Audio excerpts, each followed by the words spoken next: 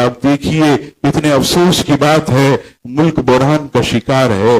इस मुल्क में गरीब को रोटी नहीं मिल रही, इस मुल्क के अंदर गरीब जो है 3 वक्त पेट भरकर खाना खाने के लिए परेशान है।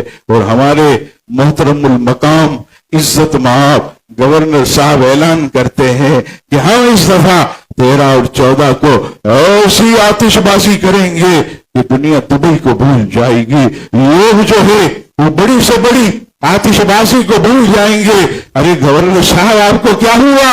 इस मुल्क की आप छोड़ें, आप सिंध की भी छोड़ दें, इस शहर कराची की गलियों को देखें, इस शहर कराची का हाल देखें। यहां पर सड़कें बनाने की जरूरत है, यहां पर जो है बेहतरीन किस्म की सहूलतें देने की जरूरत है। यहां गैस नहीं है, यहां पानी नहीं है, यहां पर लोड शेडिंग से लोगों का बुरा हाल है। और आप लाखों करोड़ों रुपया माशअल्लाह, और कहते क्या है इंशाअल्लाह।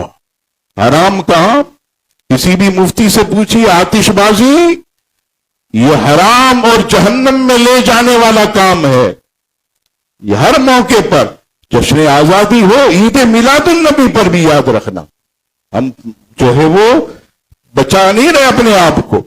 जश्न मिलाद हो, जश्न आजादी हो, शादी हो, वलीमा हो, कोई भी खुशी भी तकरीब हो, अपना हलाल पैसा आग के अंदर आतिशबाजी में झोंकना, ये हराम और जहन्नम में ले जाने वाला काम है। क्यों गरीबों की इससे मदद नहीं कर सकते?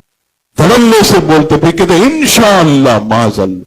वो फिल्म स्टार नहीं बोलते मेरी फिल्म आने वाली इंशाअल्लाह कामयाब होगी, माज़ल्लाह माज़ल्लाह। उल्टे सीधे कपड़े पहनकर मौसीकी की गूंज में, और इंशाअल्लाह उस करीम परवरदिगार का हुक्म नहीं। नहीं, ये शैतान का सहारा तो हो सकता है, मेरे अल्लाह का हुक्म नहीं हो सकता।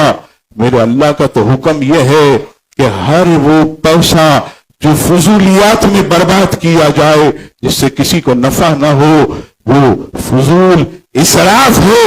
इसराफ जो है वो हराम है। गवर्नर साहब अब भी थोड़े दिन बाकी हैं।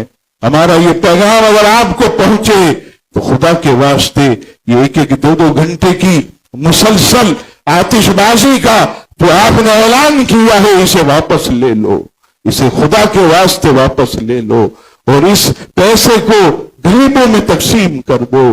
तखमीना लगा लो कितना पैसा बनेगा। आपने कहा 5 स्टार चौरंगी पर, मैं कहता हूं 5 स्टार चौरंगी के ही सारे रोड बना दो, वहां की सड़कें बना दो, तुम्हारा वादा भी पूरा हो जाएगा और तुम्हारे दिल में ठंडक भी हो जाएगी। वही काम कर दो, लेकिन खुदा के वास्ते आग में मत झोंको, ये नुकसान है, इससे किसी का फायदा नहीं है।